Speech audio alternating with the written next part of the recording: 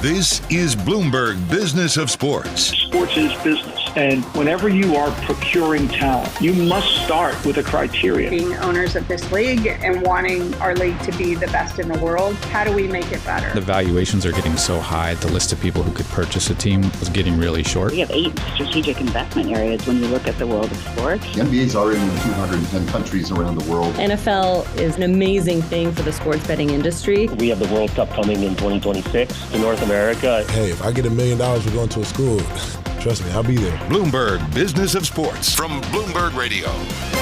Hello, this is the Bloomberg Business of Sports show. We explore the big money issues in the world of sports. I'm Michael Barr. And I'm Damian Sassower. And don't worry, Scarlet she'll join us later in the show. Coming up today, we talk with longtime NBA and NCAA analyst and former player Jay Williams. We'll talk to him about some of the big money media deals happening in sports. He also has a new business venture with Giannis Antetokounmpo called Improbable Media. I don't know why schools wouldn't have their own production houses. You know, why wouldn't you have your own production house? You're already hiring videographers, editors, right, to do your social.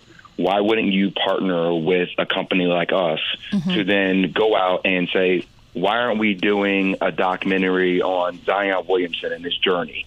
All that is on the way on the Bloomberg Business of Sports. But first, we tackle a few big stories in the ever-changing sports media landscape, starting with Amazon. We learned this week that Diamond Sports Group, the struggling regional sports TV network, reached a restructuring deal with its debt holders and Amazon. What? More on the deal and what it means for regional sports networks and for Amazon's growing sports offerings. We welcome Bloomberg News distressed debt reporter. I feel bad when you come in like that. Very Aaron important. Hudson, thank you so much for joining us on the Bloomberg Business. Thank you so much. Yeah, no one ever wants to talk to me. So I feel bad. It's like, but I mean, you have so much knowledge about this with Amazon. First of all, what is happening? What is Amazon doing now for a lot of the RSNs? And it's about 37 of them now. Yeah. So, I mean, Amazon does stream some live sports, but certainly with this deal with Diamond Sports, this is going to be really unlocking the streaming platform for sports fans. And it's really completely saving Diamond Sports. I mean, Diamond Sports was on its way to a wind down. They were trying to finalize that deal. They are already in bankruptcy, have been in for almost a year. So this is a white knight moment for Amazon, and it's what a lot of people were really hoping was going to happen, but it seemed less and less likely. And we did have, the news came out in December that they were in talks. But again, I think a lot of people were thinking talks is very far from an actual deal. Aaron, good for Diamond Sports Group, but great for Sinclair, ticker symbol SBGI, absolutely ripping on this news. I mean, what does this mean for Sinclair? What does this mean for some of the unsecured creditors that own the bonds? Talk to us about the deal, and structurally speaking, what does that mean for some of these investors and what that means for the company going forward? Yeah, so, I mean, it is a bit of a complicated story. In theory, this is great, but it is a little bit complicated in that part of this restructuring deal involves a settlement between, so Diamond Sports sued Sinclair for wrongly taking about $1.5 billion. That's the value of that lawsuit. Siphoning, isn't that the word? Siphoning. Yes, it has gotten contentious between the parent Sinclair and the wholly owned subsidiary Diamond. So they do have a settlement now that is part of this restructuring deal. It's for just under $500 million. So a third of that, okay. Yeah, so that litigation risk, it's a settlement, so if it goes forward, that'll be off the table for Sinclair.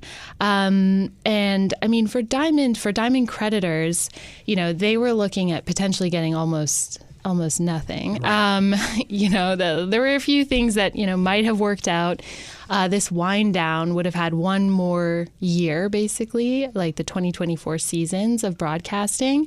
So creditors could have made a little money off of that. But really, there was kind of the first lien, the people first in line to get paid, they were going to get paid. But everyone else, it was questionable what was going to happen for them. So with Amazon now, Diamond's going to keep operating. So there's this could all turn around. But I mean, the big picture here is how people are going to watch live sports and whether watching them on a streaming platform is going to be profitable enough. Because cable cord cutting, that's a big secular trend. It still is the way that a lot of people do watch their sports games. So, you have to have a cable. You have to have a TV package of some kind, a cable satellite. But now you're going to be able to watch it on Prime Video. So does that mean you just get rid of your cable? These are kind of the big questions, I think. Well, here's my question, right? I mean, effectively, they broke their contract with a lot of these baseball teams, a lot of these regional teams, right? By going bankrupt in the first place and stopping to air their games. So are those relationships or those deals like the Utah Jazz? We had the Utah Jazz president on here. They now have to go it alone. So now that Amazon's kind of bought the rights that they once had, I mean, do they still have those rights, Aaron? No. So the rights that Amazon is going to get as part of this deal with Diamond are the rights, the direct-to-consumer rights. So those are the rights you need to be able to stream games. Okay. So what Diamond has are those rights for NBA, for some of the NBA, NHL, and 5 MLB teams. So those are the rights that are going to appear on. That's what Prime Video is going to be able to stream. If there could be new deals that get done. And maybe now that for sure Amazon's in the picture, maybe there will be more to be done. But yes, I mean, incredibly complicated, right? It really is because I mean, if you think about it, a lot of these teams have moved on from Diamond, right? I mean, they are making contingency plans. They're already going down a very a different path, and now this happens, right? So how are they ready to pivot back? I mean, there's a lot of questions there. I guess for me also, what does this mean for Amazon? Amazon is obviously going to be bidding on the NFL rights that are coming up and a lot of other things that are out there. I wonder how this all kind of packages. Any thoughts there? Yeah, I mean, I think it probably just says that Amazon wants these live sports rights. They want to be able to be like kind of a one-stop shop so that for when you do get that streaming subscription, you're just going to Amazon, you're just going to Prime Video. You're not having to deal with like Apple and all the various services. So yeah, I mean, it's kind of the best way to get a lot at once is through Diamond, through this bankruptcy, but it's so complicated to figure out the details, and it seems like Amazon has struck a deal. So Major League Baseball, apparently the officials were totally caught off guard about this deal. Can you expand more about that? Yeah, I mean, I think right now we have to watch what comes out in the bankruptcy court. None of this is final. It's all subject to the bankruptcy court, the bankruptcy judge's approval. So yes, the Major League Baseball's lawyer stood up in court and said that this came as a surprise. They're going to have to go through the fine tooth comb with it. So I think that's a big reporting question that we want to get to the bottom of. Thus far in the bankruptcy, getting a deal done with Major League Baseball has been a big point of this bankruptcy case, and something that people have been trying to work on. Diamond was able to get deals done with the NHL and the NBA, but not with the Major League Baseball. So those are the big questions that I think a lot of people involved in this situation want to understand is what is going on behind the scenes. I'm just curious what these other creditors must be thinking right now. Michael Barr, I mean, I'm thinking, we're hearing reports that they've agreed to provide $450 million of new financing only because Amazon's investing as well. And, a lot of those proceeds are going to be used to pay off their senior debt holders. I'm just, Aaron, explain for me at this part, of the process, is that a done deal? Is that set in stone? Could that change? I mean, how many moving parts are there? What kind of probability would you assign on this kind of a deal getting done? Look, I think there's a lot of people who are celebrating right now, who are thinking, finally, we've got one of the big streamers, Amazon, in here. That was when people thought about Diamond Sports, like thinking a year, 2 years ago, they were saying live sports, everyone watches live sports. It will always be valuable and all the streamers want it. So this, this is a good bet. But obviously everything has gone sideways since then. Yep. And now there's this, last minute deal that has come together, super complicated. It could all get derailed if the judge doesn't approve it. And yeah, I think, in the last year, whenever I would talk to some of the folks in the distressed debt world who were familiar with this situation, I mean, they just kind of groan, like, think about how much of a mess it is, either because they're in it or they're just watching from afar. Forget about it. It's a tough one, and people have lost a lot of money. So the hope is that now with this Amazon deal, in the long term, it's going to have turned around. The only people who are for sure getting paid back are the people who were first in line, these first lien creditors. So they're the ones who are senior in the capital structure. They're the ones getting the most here. And this is official, folks. Bloomberg News distressed debt reporter Aaron Hudson. You are so kind to come in. Thank you. Thank you so much. Coming up on the show, we turn to the future of the NBA's media deals. Straight ahead on the Bloomberg Business of Sports from Bloomberg Radio around the world. You're listening to Bloomberg Business of Sports from Bloomberg Radio. This is the Bloomberg Business of Sports show where we explore the big money issues in the world of sports. I'm Michael Barr for Scarlet and Damian Sassower. We're talking media deals on the show today. Legacy media companies looking to find their way in the changing environment. And new tech companies like Apple and Amazon are forcing their way onto the market. And one of the big fish, the NBA, will be at the negotiating table soon. Damian and I got a chance to talk with Bloomberg News global business reporter Ira Boudway. He has an article in the Year Ahead issue of Bloomberg Business Week magazine about the NBA's new national TV contract. Let's take a listen to our conversation. They're beginning to negotiate their next national TV deal, and nobody expects that it will end with them not having some streaming partner. Every other league, the NFL, Major League Baseball, they've all begun to dip their toes in with the big tech giants and streaming partners because that is where the audience is moving.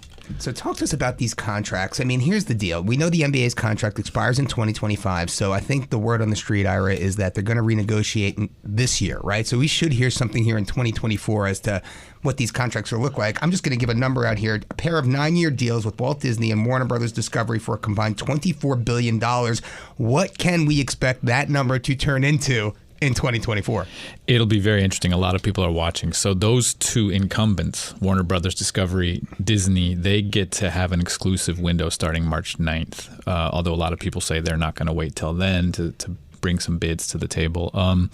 And so we will find out maybe not too long after that who's in and how much they're paying. When that deal happened 10 years ago, it was a tripling of the money they had in the previous deal.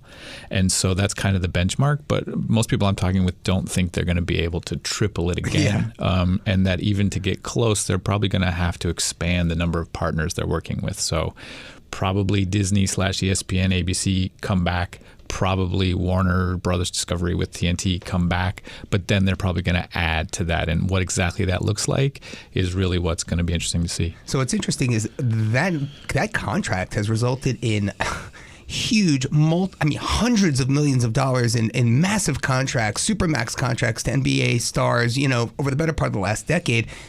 Just how high can those salaries go up from here, right? I mean, does this mean once this deal is done that you're going to see Steph Curry Supermax deals going, gangbusters? I mean, what can we expect?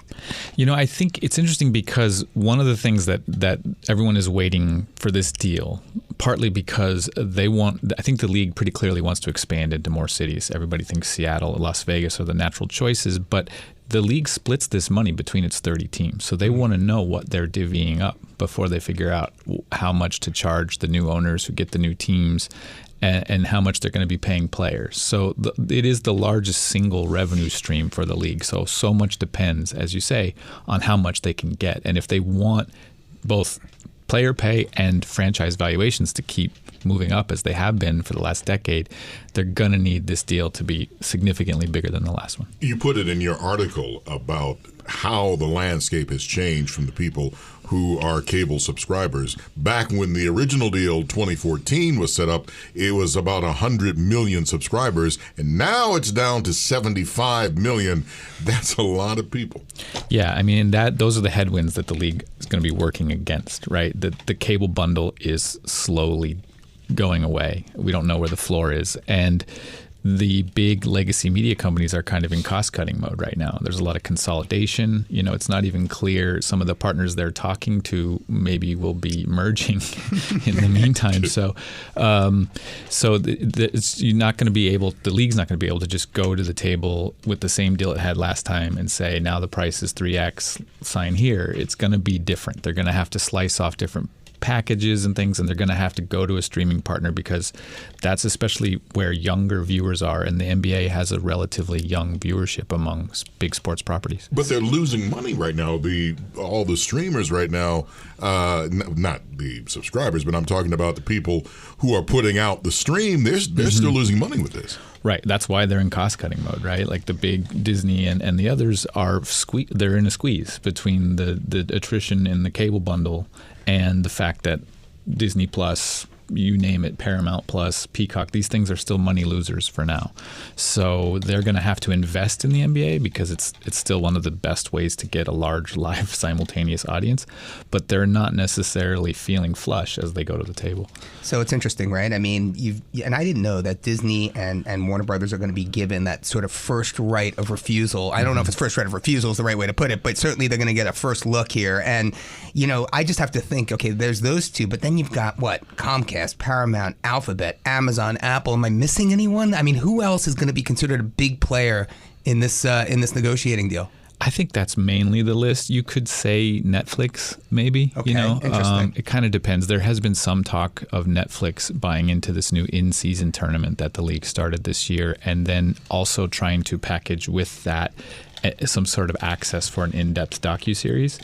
And that's the kind of sort of out-of-the-box thinking that's going to have to happen here to bring in some of these streaming partners. You can do things like exclusive Friday night window for a streaming partner. Right. This in-season tournament, I think, was partly designed to be a distinct piece of inventory. So talk to me about, who's running the bidding process, right? I mean, does the NBA itself, have they hired some sort of, a law firm or some sort of vetting, somebody, some third party who's going to go in there, who's going to receive the bids, who's going to be like a data center? I mean, how does this work? Do we have any color on that? My sense is that it happens mostly at the C-suite level within these companies. Okay. You're talking about maybe Deputy Commissioner Tatum, but certainly Adam Silver. Like they are participating themselves in this because it's such a big deal. So they are talking with the top people, or in some cases people who are in charge of the sports/streaming departments at these companies directly for the most part. You said something when you talked about your article, and you talked to a sports media consultant, Ed Desser, and he probably had the quote of the whole thing. Is like, look, you got to fish where the fish are. Yeah, no, I think the leagues would love to just keep going with the status quo, but it's just not an option. So yeah, if you want to find the audience, the deals might not be as lucrative and the audiences might not be as big, but that's where they are. And so you got to figure out ways to reach them there. I mean, I'm thinking in terms of domestic rights, but what about the international rights to air the NBA abroad? I mean, is that part of this deal or no? I think that more and more you will see global deals start to happen. Right. So you look at the NBA has a game in Paris. That's a big piece of that is sort of grassroots, keeping the talent pipeline going. But another piece of that is obviously marketing and cultivating that fan base. And I think the leagues, the NBA, which is a global league very much, is going to start to try to figure out ways to be able to offer these tech giants who are also global businesses rights deals that are worldwide instead of slicing them up market by market. There was a service where they would offer the last quarter or the last 2 minutes of the game. What happened to that? Is that still around? I think so. The NBA's own streaming package, right? It's out of market. package that they do, they still run that themselves, right? And so you can buy that, and one of the increments that you can buy in is a single game or less. I believe they still offer the like final quarter, for $2 arrangement.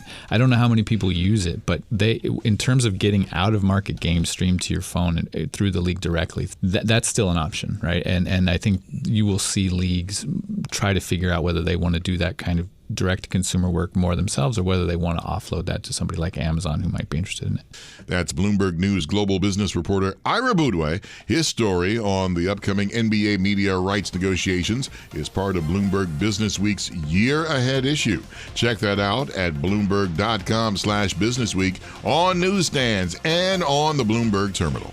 Up next, we talk with longtime basketball analyst Jay Williams. You're listening to the Bloomberg Business of Sports from Bloomberg Radio around the world.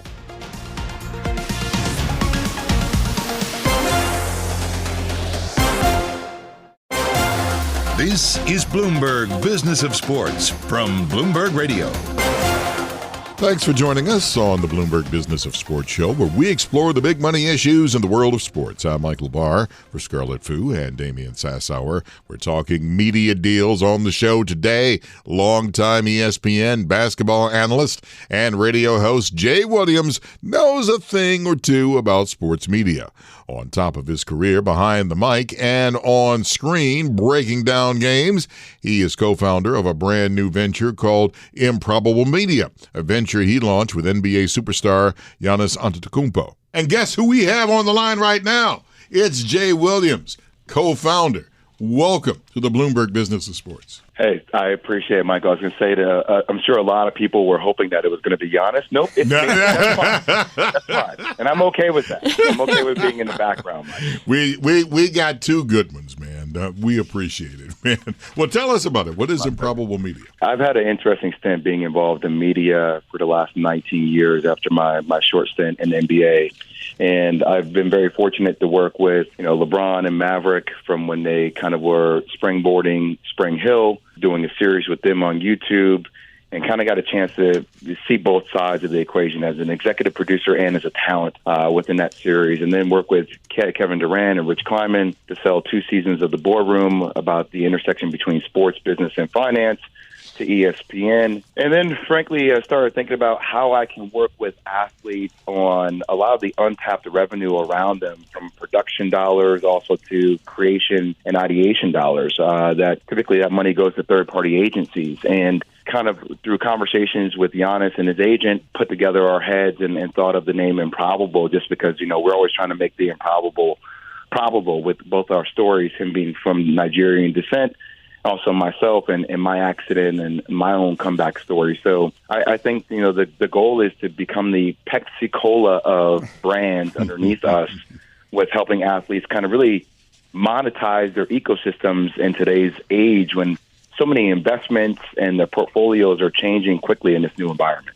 So you mentioned YouTube. I'm curious to hear where the production that Improbable Media is putting out will be seen. Is it going to be on YouTube? Is the goal to find a partner like Netflix or Amazon Prime or Hulu to distribute it that way?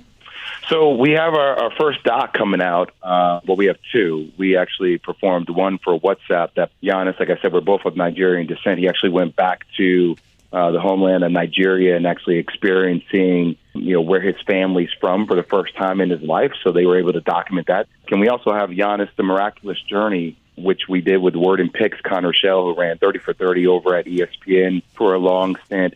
Kristen Lapis directed it, is actually premiering in February, right after the All-Star game. Just on, the true story of how Giannis and his family, they lost his father, and the story of, all 3 of his brothers. And, even Giannis is incredible, but, Tanasi, is how you say his name in Greek. His oldest brother is truly one of the inspirations of the family. So I think people understanding where they were, how they got here, the background he had in Greece, I think all of it is pretty important. Jay, look, and for our audience, it needs no introduction. Jay Williams was the number 2 pick overall by the Chicago Bulls after an incredible collegiate career at Duke University. I mean, for the Blue Devils, for Krzyzewski. And obviously, a motorcycle accident cut your professional career short, and the comeback that goes hand in hand with that. But, let's just stick with the content here, because it's all about fresh content. And I often have this conversation with Scarlet, and Michael, what stories have yet to be told in professional sports? I mean, what are you hearing? What's interesting out there? There's a ton. Well, it's just not stories, but it's also, how I'll give you guys an example. Like, obviously right now, NIL is a really big challenge. One of the things that I see happening, whether, we have a lot of big time people that retire. Nick Saban just retired from Alabama, but inevitably, I don't know why schools wouldn't have their own production houses. Right. And, if you're Duke, why wouldn't you have your own production house? You're already hiring videographers, editors, right, to do your social. Why wouldn't you partner with a company like us to then go out and say, why aren't we doing a documentary on Zion Williamson and his journey? And we have IP and we have footage of his time here at Duke, and this allows us to be an executive producer. And once again, like, untapped revenue around that model. So I think there are incredible stories that are happening. I'll give you another example, and I am gung-ho on who she is as a person, but also her brand. Caitlin Clark. The WNBA needs Caitlin Clark more than Caitlin Clark needs the WNBA. Well said. And, people are, Scarlet, I'm sure you have to appreciate this, within women's basketball, and I appreciate this having 2 daughters, I'm watching the way the pipes of distribution behind ESPN, they're really behind her. And we sell her in everything we do around women's basketball. And you can make a case that with NIL, she's going to earn exponentially, maybe 7 to 10x more next year if she stays in college. And she will be the most famous basketball player in all of collegiate sports. So I think stories like that and how schools are going about it are really intriguing to me. Yeah, Caitlin Clark, you talk about someone that just blew me away when I saw her play. I'm like, oh my God, this young lady has got it going on. To the point, which brings up this question, one day where you're going to see a woman in the NBA, not just the WNBA, but the NBA, because she is extremely talented. Well, Michael, also, and you can push the boundary to this point. If there are new leagues that are being out there that are being pitched to be formed, especially in the summertime around women's basketball. And if Caitlin Clark were to get to a point, why wouldn't she spearhead a new league with a completely different economic system? I get a chance to be around a lot of incredible people, Mark Lazary being one, and what they're doing over at Avenue Capital and him raising funds for their sports fund. So you get a chance to see all these new leagues that are being established, whether that's, Sail GP, whether that's professional bull riding, PBR, and women's sports. When I go to all these conferences from, Bloomberg Conference, the Sports Business Journal, the Sportical, the Front Office Sports, the amount of people that are looking to invest because of the entry point into women's sports is greater now than it's ever been before. So why not, for a person who has the largest brand in all of women's sports, why not partner with other women athletes and form a different league? So, Jay, I have to ask you, you are a Duke Blue Devil, Cooper Flagg. I mean, talk to us about John Shire. Talk to us about the team. I know you're 4-1 in division this year. My son goes to University of Miami. We're going to be playing you in a few weeks, and I will be there. Talk to us about the team. Talk to us about how things are looking. Yeah, the ACC overall is an interesting conference.